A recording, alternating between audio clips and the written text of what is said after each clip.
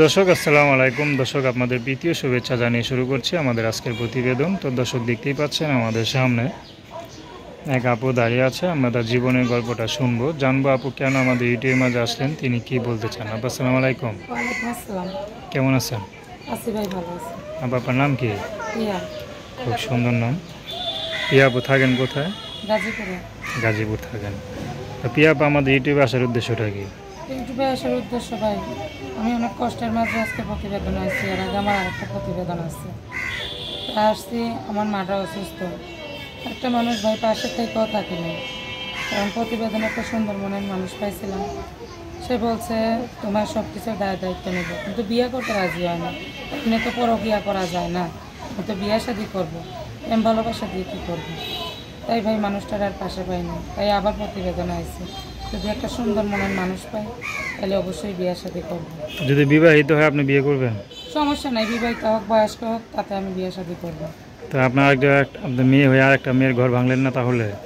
মেয়ে হয়ে একটা মেয়ের ঘর তো কেউ সাথে ভাঙে না। এমন আছে না, কারো বউ আছে মারা গেছে, কার বউ ভাগিয়ে গেছে, এরকম যদি কোনো ছেলে থাকে আমি তার বিয়ে শাদি করতে রাজি আছি। আচ্ছা আচ্ছা, পড়াশোনা কত দূর করছেন? পড়াশোনা বেশি করি নাই, ক্লাস 5 পর্যন্ত করছি। তো এখন কি করেন? এখন হয়তো লোকের বাসা ভাড়া এসেছে। আচ্ছা, পরিবারে কে কে আছে? পরিবারে মা আছে, ছোট একটা বোন আছে। ভাই ঠাই নেই? না ভাই নেই। বাবা? বাবা আছে, বিয়ে শাদি করছে, দেশের বাড়িতে থাকে, আমাদের কোনো খোঁজখবর নেই। ও, আজকাল তো বিয়ে আপনার আগে পরে বিয়ে হয় না ছিল?